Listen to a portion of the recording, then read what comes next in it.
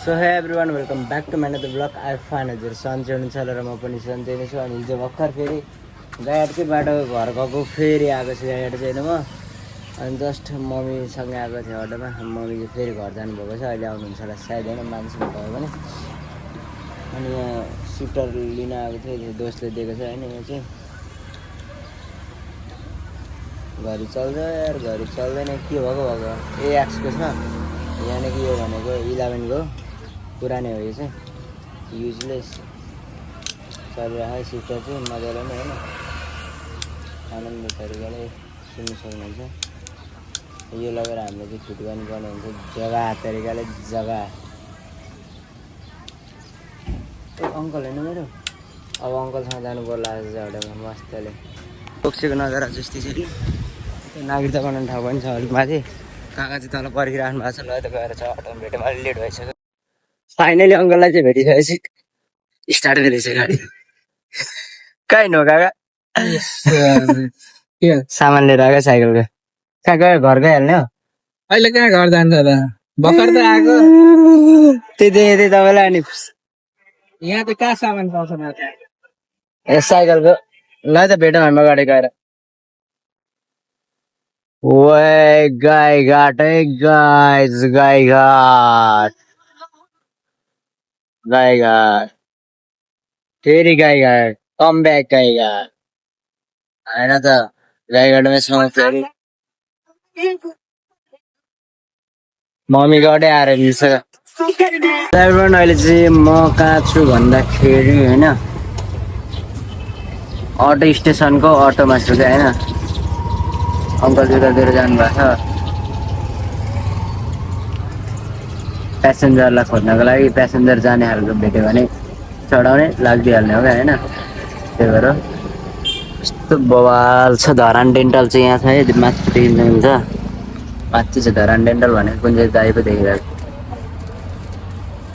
काले कल्लो देखिरहेको म जस्तै। अनि सो एभ्रिवान होइन, अङ्कल चाहिँ अन्त मास्तिर जानुभयो, म चाहिँ जस्ट ब्लग हो ब्लग। घर जानुपर्छ, म यहाँ वेट गरेर बसिरहेको छु। जस्ट यहाँ चाहिँ आहा हस्पिटल छ, प्रहरी बिट पनि अहिले थपै छ यहाँ। यहाँ जुस त खानुहुन्थ्यो गएर, तर खुजरै नबनाऊ क्या, पैसा खुजरा नबनाउने। जति छ त्यति नहोस्, खुजरा बनायो भने फेरि सकिहाल्छ क्या, थोरै पैसा जस्तो लाग्छ, एकैछिनमा पैसा सकेको थाहै हुँदैन। त्यही भएर वेट गरेर बसौँ, अङ्कल आउनुहुन्छ अनि त्यसपछि लेट्स गो गाइस। यता माथितिर जानुभएको, जुन ठाउँबाट म चढेको थिएँ त्यतैतिर जानुभएको अङ्कल चाहिँ मान्छे लिनको लागि। मेरो सामान त्यही छ, नत्र म अर्कै अटोमा लाग्दिन्थेँ, त्यस्तो भन्न पनि मिलेन। ल त त्यसो गाइस। अनि यहाँ चाहिँ के हो, राधाकृष्ण टोल विकास संस्थाको यहाँ म्याप नै रहेछ यहाँ है।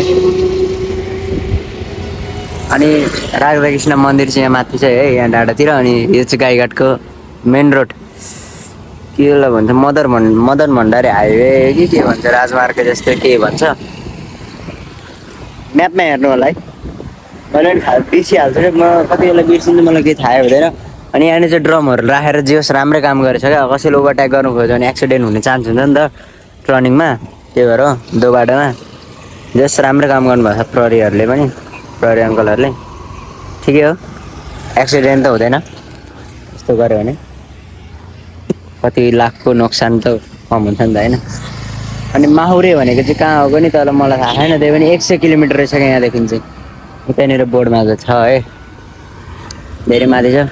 ल त अब हामी एकैचोटि घरतिर गएर भेटौँ। कपडा धेरै धुनु छ, घरको भाँडासाँडा धोएर खानासाना बसाउनु पनि छ। आज त कामै काम छ, धेरै कामै काम छ यार। बुनु एसी दिन गएको, सबै काम मै माथि छ क्या।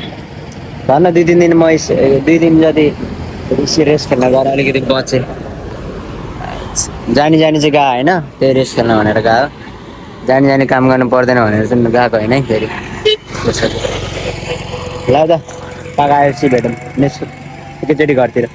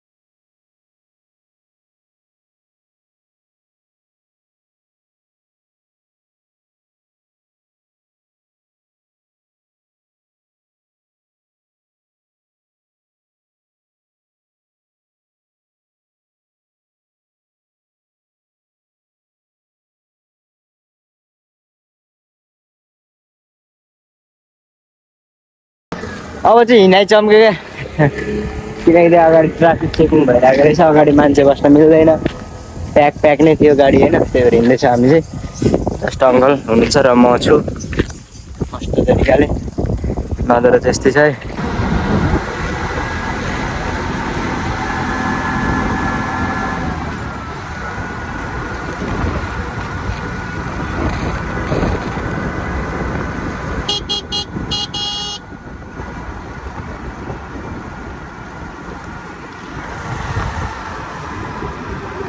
फाइनली हामी चाहिँ आइसक्यौँ मुर्कुचीको नजारा चाहिँ यस्तै छ कि जस्ट यस्तै छ होइन लेट्स गो गाइज सिधै घर जानुपर्ने हुन्छ फर्स्ट अफ अल त हामी अनि साइकल बनाउँछु भोलि नेक्स्ट ब्लगमा है ल बाई गाइज फाइनली म चाहिँ आइसकेँ घर सामान लिएर पनि जस्ट सामान चाहिँ यहाँ छ यसमै लाग्ने सामान यहीँ छ है साइकलको लुक्स नै बेग्लै छ भनौँ न म यो मेरो साइकलमा विराटनगरदेखि आएको भए मेरो टायर त पुरै के भन्नु ट्यु नै देखिन्थ्यो होला क्या त्यस्तो चिल्लो छ क्या मेरो त्यो साइकलको भन्दा त्यही पनि त्यो टायरको पनि साइकलको टायर पनि जिटिए मार्ने 9को टायर पनि होइन अलिअलि खासै धेरै चाहिँ होइन हल्का चिल्लो भएको थियो पुरै राम्रोसँगले घोटेको थिएन भनौँ न ल है त हामी केही समय पश्चात भेट्नेछौँ सो हे एभ्रिवान अहिले चाहिँ जस्ट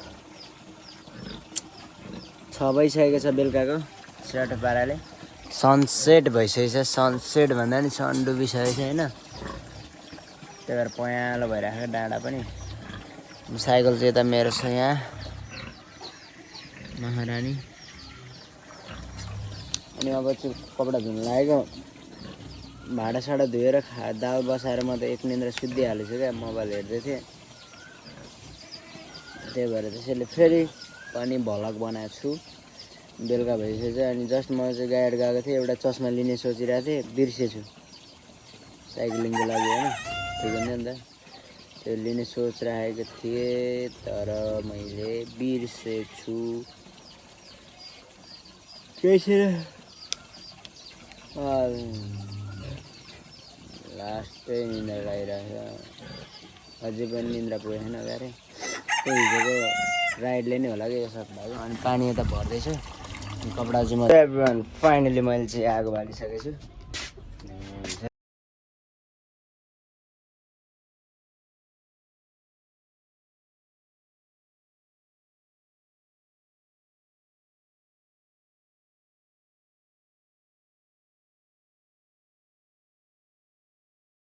सो एभ्रिवान फाइनल कपडा सपडा पनि धोइसक्यो होइन के पकाउनु पर्छ भन्दा चारो पकाउनु पर्छ होला सायद चटो लगाएर गीत सुन्दै आनन्द तरिकाले अनि आज चाहिँ भिडियो चाहिँ यस्तै भयो ल त गाइस नेक्स्ट भ्लगमा भेटौँ बाई